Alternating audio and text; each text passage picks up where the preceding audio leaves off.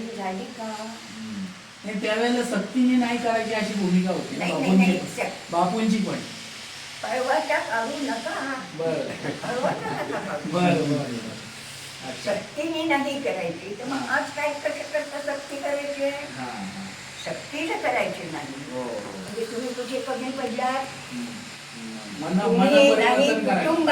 कुटुंबांना हे करण्यामध्ये ज्याला आपण काय मन परिवर्तन करण्यामध्ये कमी पडलो. मनाचं परिवर्तन याला काय म्हणतात? आपण संस्कृती जी आहे, बरोबर, संस्कृती देण्यामध्ये आपण कमी पडलेलो आहोत. नाही तर आज हा मोदी नावाचा डाकू ज्याच्यावर 400 गोध्रकांडामध्ये 400 लोकांना मुसलमानांना मारलेला, 400 कमी सांगितली, 2000 नाही 400 तिथून मोदीमध्ये 400 गोधरामध्ये गोधरा हत्याकांड म्हणजे रेल्वे. बरोबर. त्यांना हे केलेला माझ्या देशाचा पंतप्रधान. आता तुम्ही तर तरुण आहात सगळं, मी तुम्हाला प्रश्न विचारते ना, का त्याला कोणी पंतप्रधान होऊन दिलं?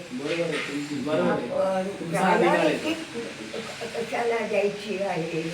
त्याला घ्यायची तुम्ही कळा घेता करता, पण तुम्ही कुटुंबापुरतं हे आहे काय, माझ्या कुटुंबात कोणी पिणार नाही असा जर प्रत्येक आईने त्यांनी भाग पिणार आहे, तर त्यामुळे प्रत्येक आईने माझ्या कुटुंबात पिणार नाही. माझ्या घरात तर माझा पंचू आहे, माझ्या पंचूपर्यंत कोणी पिणार नाही याची घेतली पाहिजे. बायकांना जागवायचं आहे ना, त्या बायकांना जागवत असताना कुटुंबाची संस्कृती बदलावा ना. ती संस्कृती बदलवण्याकरता तुम्हाला मी नाराज करत नाही, तुम्हाला चहा मागणार आहे बरं. ती संस्कृती बंद करण्याकरता आज पहिल्यांदा काळजी जी घ्यावी लागणार आहे, ती काळजी या देशाची राज्यघटना, संविधान धोक्यात आहे, त्याचा वाचवणं महत्वाचं. मान्य आहे. मला इतकी मला ना इथून त्या फाटकापर्यंत नेण्याला तुमचा आधार लागतो.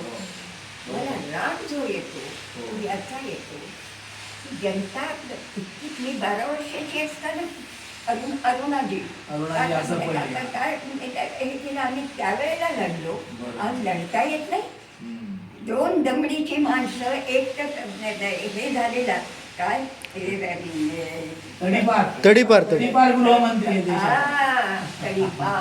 या देशात पाय टाकायची सुद्धा त्याला कायद्याने हे नाही आहे.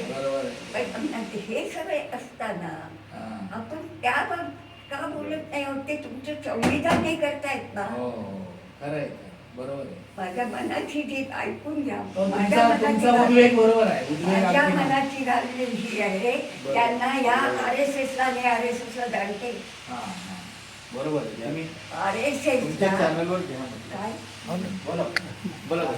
RSS ला तुमचं संविधान नको आहे. त्यांना धर्मसंसद पाहिजे, त्याला संविधानाची संसद नको आहे. तुम्ही पिढीच्या रीतीने हे करा, जागृती करत असताना आपल्याला तर हे म्हणावं लागेल ना. मी निर्भयपणाने हे करते की करू द्या, मला काय करणार आहे ते. बाबा बापू अमर राहिले, याचं कारण असं आहे, बाबा बापू अमर राहिले तर या देशाचं संविधान अमर राहणार आहे. अन्यथा ते सगळं खाऊन टाकणार आहे. आणि त्यांना काहीही देणं घेणं नाही, लोकांशी नाही, जीवाशी नाही, देवाची त्यांना भीती नाही. देवाचा धंदा करतात, कशाचीच भीती नाही. तुम्ही आलात त्याच्याबद्दल मला खूप आनंद होतो. मन मोकळं करायचं आहे की तुम्ही हे करा, कारण लोकांच्या जवळ जाण्याला तुम्हाला हाच हे आहे, हाच दाखला गरज आहे. परंतु हे बोलत असताना संविधानाबद्दल बोलायला नको का? बोलतोय आपण, ते पण बोलतोय. भारताच्या संविधानामध्ये दारूचा धंदा करा असं लिहिलंय का?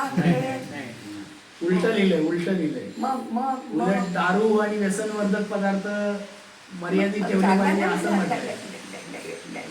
ते त्यांनी दिले ना तुम्हाला, त्याच्यामध्ये तेच आहे 47वा कलम संविधानाचे, की जे हे उलट मार्गदर्शन करतं सरकारला की दारू आणि व्यसनवर्धक पदार्थांना तुम्ही मर्यादित ठेवलं पाहिजे, प्रतिबंधित केलं पाहिजे अशी जबाबदारी. प्रतिबंधित केलं पाहिजे. पण मग गव्हर्नमेंटने जी दुकानं आहेत हो ती दुकानं बंद नको का करायला? बरोबर. त्यामुळे म्हणजे हे करत असताना तुम्ही लोकांच्या जवळ जाण्याकरता हे सर्टिफिकेट आहे व्यसनमुक्ती, परंतु त्या व्यसनमुक्तीपेक्षा त्या सेकंडरी आहे.